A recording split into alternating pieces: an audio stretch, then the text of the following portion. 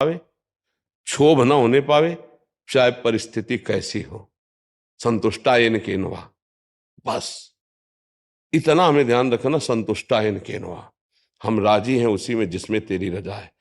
अगर हमको ऐसे विक्षेप के बीच में रखा है तो जरूर मुझे पुष्ट करना चाहते हैं भगवान, और पुष्ट होना चाहिए। अगर वहां पुष्ट हो गया तो कहीं परास्त नहीं होगा, और वहां से भगा तो जहां जाएगा वही विक्षेप उसको घेरा जाएगा, क्योंकि उसको पुष्ट होना है। तो कलयुग हमारी साधना में बहुत सहयोगी भी है। अन्य युगों से इसमें बड़ा महामहिम यह है कि बहुत जल्दी लाभ प्राप्त होता है इसमें। दाहिने पैर के अंगूठे के बल खड़े होकर 10,000 वर्ष, हाँ, या हमारी आयु ये 60, 70, 80 वर्ष है नहीं?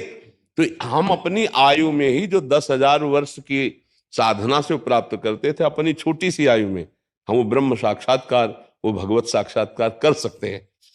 इस छोटी सी आयु में काफी समय तो हमारा शयन आदि का और बाल्यावस्था आदि का चला गया, जो व्यर्थ ही है।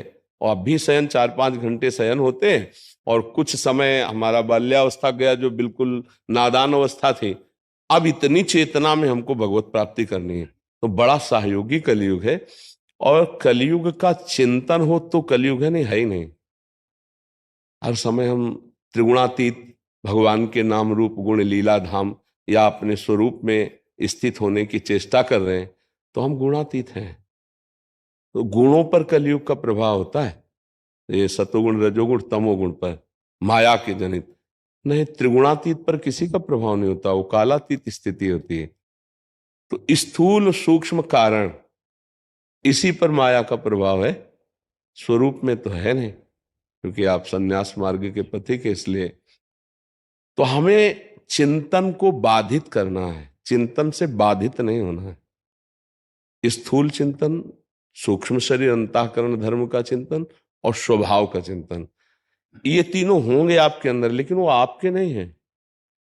उनको बाधित करना है ना, और बाधित करने के बाद जो बचता है, हाँ, तो हमको अंदर ही लड़ाई लड़नी, बाहर नहीं बाधित कर ला। बाहर तो सर्वम खलविदम ब्रह्म ने नानास्ति किंचन, ये सिद्धि प्राप्त करनी है।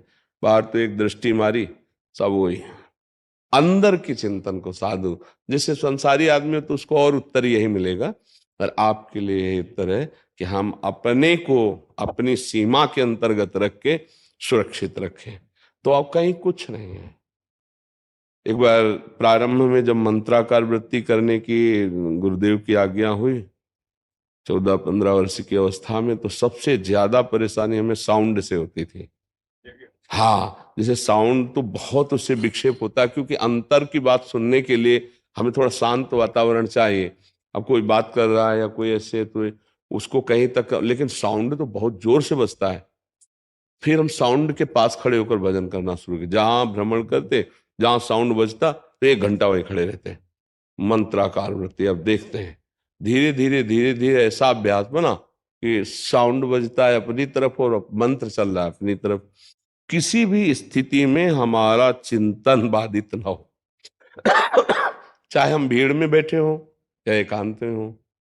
कई दिन भूखे रहकर भजन का अभ्यास करना चाहिए साधु वेश में, और खूब अच्छे अच्छे पदार्थ पाके भजन का अभ्यास करना चाहिए। तो हमको हर तरह से एक बार परिपक्व हो जाना है। और एकांत में